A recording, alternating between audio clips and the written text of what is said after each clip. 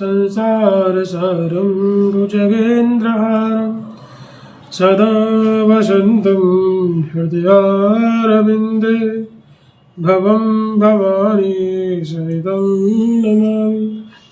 शान्ताकारं भुजगशयनं पद्मनाभं सुरेशं विश्वाधारं गगनसदृशं मेघवर्णं शुभांगं लक्ष्मीकान्तं कमलनयनं योगवेदान्तगम्यं वन्दे विष्णु भवभयहरं सर्वलोकैकनाथं कृष्णाय वासुदेवाय देवकी नन्दनाय च नन्दगोपकुमाराय गोविन्दाय नमो नमः।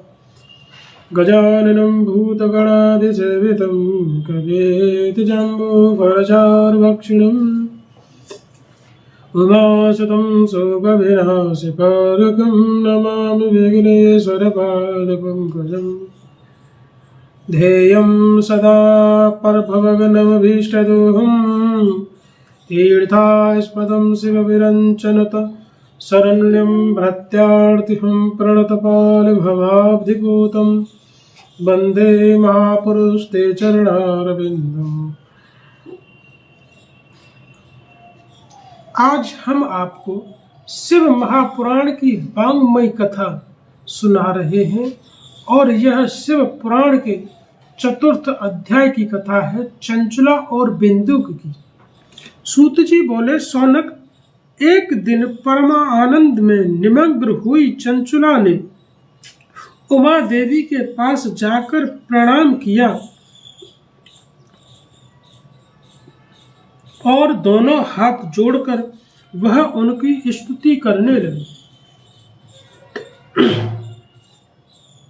चंचुला बोली, गिरिराज नंदिनी स्कंद माता उमे, मनुष्यों ने सदा आपका सेवन किया है। समस्त सुखों को देने वाली शंभु प्रिय आप ब्रह्म स्वरूपिणी हैं। विष्णु और ब्रह्मा आदि देवताओं द्वारा सेव्या हैं। आप ही सगुणा और आप ही निर्गुणा हैं तथा आप ही सूक्ष्म सच्चिदानंद स्वरूपिणी आद्या प्रकृति हैं। आप ही संसार की सृष्टि, पालन और संहार करने वाली हैं। तीनों गुणों का आश्रय भी आप ही हैं। ब्रह्मा, विष्णु और महेश्वर इन तीनों देवताओं का आवास स्थान तथा उनकी उत्तम प्रतिष्ठा करने वाली पराशक्ति आप ही हैं। सूत जी कहते हैं, सौनक, जिसे सदगति प्राप्त हो चुकी थी, वह चंचुला इस प्रकार महेश्वर पत्नी उमा की स्तुति करके सिर झुकाए चुप हो गई। उसके नेत्रों में प्रेम के आंसू उमड़ आए थे। तब करुणा से भरी हुई शंकर प्रिया भक्त वत्सला पार्वती देवी ने चंचुला को संबोधित करके बड़े प्रेम से इस प्रकार कहा। पार्वती बोली, सखी चंचुले सुंदरी, मैं तुम्हारी की हुई इस स्तुति से बहुत प्रसन्न हूँ। बोलो, क्या वर मांगती हो? तुम्हारे लिए मुझे कुछ भी अदेय नहीं है। चंचुला बोली, निष्पाप गिरिराज कुमारी, मेरे पति बिंदु इस समय कहाँ हैं? उनकी कैसी गति हुई है यह मैं नहीं जानती। कल्याणमयी दीन वत्सले, मैं अपने उन पति देव से जिस प्रकार संयुक्त हो सकूं वैसा ही उपाय कीजिए महेश्वरी महादेवी। मेरे पति एक शुद्ध जातीय वैश्या के प्रति आसक्त थे और पाप में डूबे हुए रहते थे। उनकी मृत्यु मुझसे पहले हो गई थी। न जाने वे किस गति को प्राप्त हुए।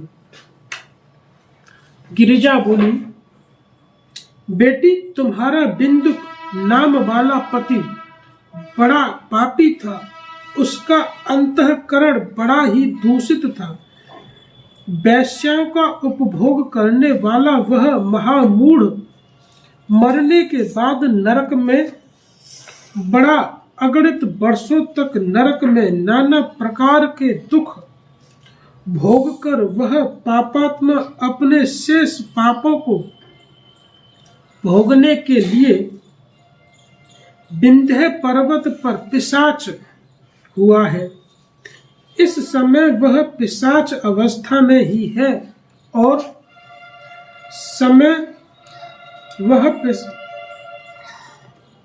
और नाना प्रकार के कलेश उठा रहा है।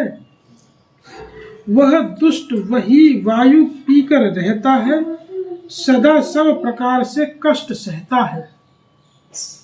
सूत जी कहते हैं, सौनक, गौरी देवी के यह बात सुनकर उत्तम व्रत का पालन करने वाली चंचुला उस समय पति के महान दुख से दुखी हो गई।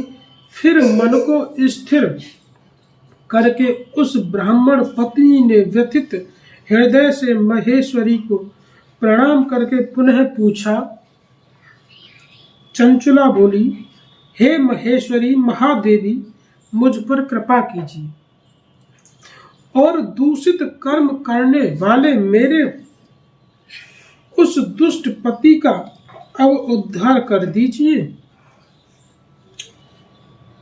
देवी, कुत्सित बुद्धि वाले मेरे उस पापात्मा पति को किस उपाय से उत्तम गति प्राप्त हो सकती है, यह शीघ्र बताइए, आपको नमस्कार है। पार्वती ने कहा, तुम्हारे पति यदि शिव पुराण की पुराणमयी उत्तम कथा सुने तो सारी दुर्गति को पार करके वह उत्तम गति का भागी हो सकता है। अमृत के समान मधुर अक्षरों से युक्त गौरी देवी का यह वचन आदर पूर्वक सुनकर चंचुला ने हाथ जोड़कर मस्तक झुकाकर उन्हें बारंबार प्रणाम किया और अपने पति के समस्त पापों की शुद्धि तथा उत्तम गति की प्राप्ति के लिए पार्वती देवी से यह प्रार्थना की, मेरे पति को शिव पुराण सुनाने की व्यवस्था होनी चाहिए। उस ब्राह्मण पत्नी के बारंबार प्रार्थना करने पर शिव प्रिया गौरी देवी को बड़ी दया आई। उन भक्त वत्सला महेश्वरी गिरिराज कुमारी ने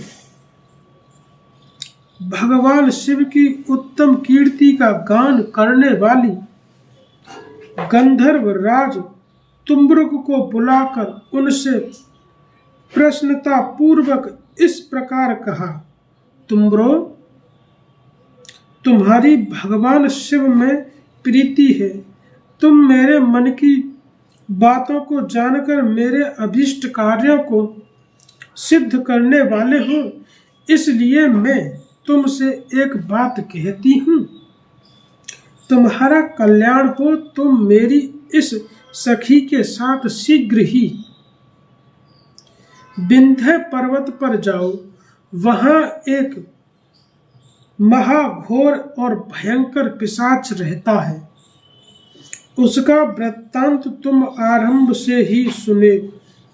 मैं तुमसे प्रसन्नता पूर्वक सब कुछ बताती हूँ।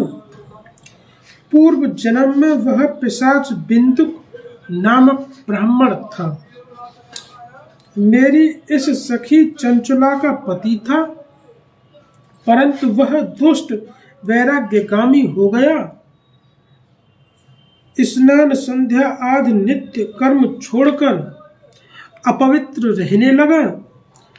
क्रोध के कारण उसकी बुद्धि पर मूढ़ता छा गई थी। वह कर्तव्यता कर्तव्य का विवेक नहीं कर पाता था, अभक्ष भक्षण, सज्जनों से द्वेष और दूषित वस्तुओं का दान लेने, यही उसका स्वाभाविक कर्म बन गया था।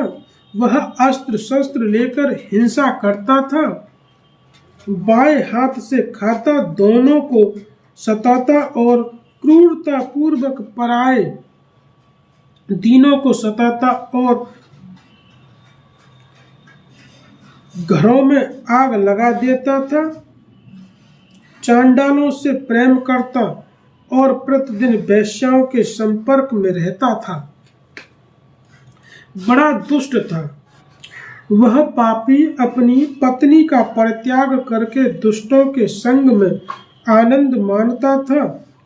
वह मृत्यु पर्यंत दुराचार में ही फंसा रहा, फिर अंतकाल आने पर उसकी मृत्यु हो गई।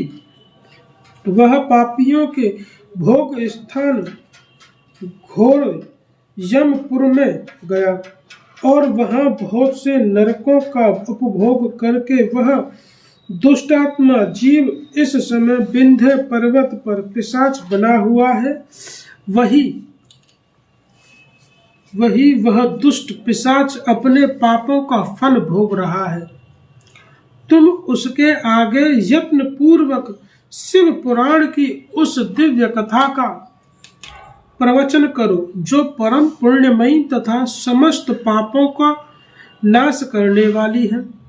शिव पुराण की कथा का श्रवण सबसे उत्कृष्ट पुण्य कर्म है। उससे उसका हृदय शीघ्र ही समस्त पापों से शुद्ध हो जाएगा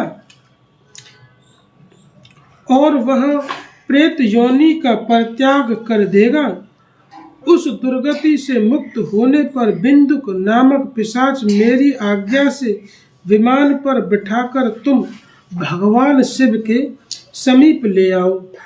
सूत जी कहते हैं शौनक जी से, महेश्वरी उमा के इस प्रकार के आदेश देने पर गंधर्व राज तुम्बरु मन ही मन बड़े प्रसन्न हुए। उन्होंने अपनी भाग्य की सराहना की। तत्पश्चात उस पिशाच की सती साध्वी पत्नी चंचुला के साथ विमान पर बैठकर नारद के प्रिय मित्र तुम्बरु वेग पूर्वक विंध्याचल पर्वत पर गए, जहां वह पिशाच रहता था। वहां उन्होंने उस पिशाच को देखा। उसका शरीर विशाल था, थोड़ी बहुत बड़ी थी। वह कभी हंसता, कभी रोता और कभी उछलता था। उसकी आकृति बड़ी विकराल थी। भगवान शिव की उत्तम कीर्ति का गान करने वाले महाबली तुम्बरु ने उसे अत्यंत भयंकर पिशाच को पासों द्वारा बांध लिया। तदनंतर तुम्बरु ने शिव पुराण की कथा बांचने का निश्चय करके महोत्सव युक्त स्थान और मंडप आदि की रचना की।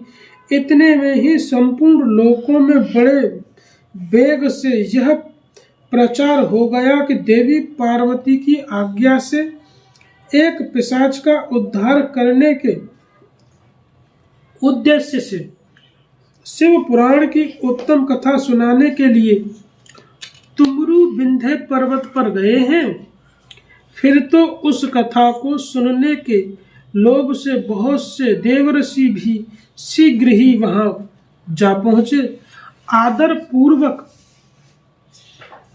शिव पुराण सुनने के लिए आए हुए लोगों का उस पर्वत पर बड़ा अद्भुत और कल्याणकारी समाज जुट गया। फिर तुम्बरु ने उस पिशाच को पासों से बांधकर आसन पर बिठाया और हाथ में वीणा लेकर गौरी पति की कथा का गान आरंभ किया।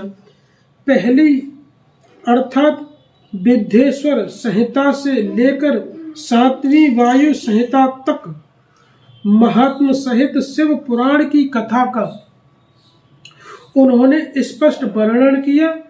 सातों संहिताओं सहित शिव पुराण का आदर पूर्वक श्रवण करके वे सभी श्रोता पूर्णतः कृतार्थ हो गए।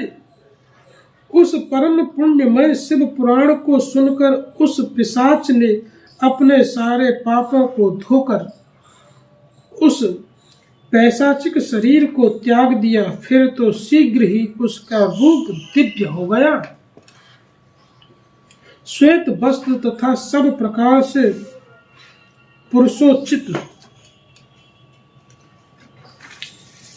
पुरुषोचित आभूषण उसके अंगों को उद्भासित करने लगे। वह त्रिनेत्रधारी चंद्रशेखर स्वरूप हो गया। इस प्रकार दिव्य देवधारी होकर श्रीमान बिंदुक अपनी प्राण बल्लभा चंचला के साथ स्वयं भी पार्वती बल्लभ भगवान शिव का गुणगान करने लगा।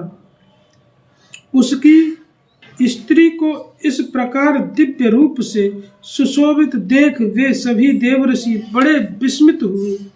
उनका चित्त परमानंद से परिपूर्ण हो गया।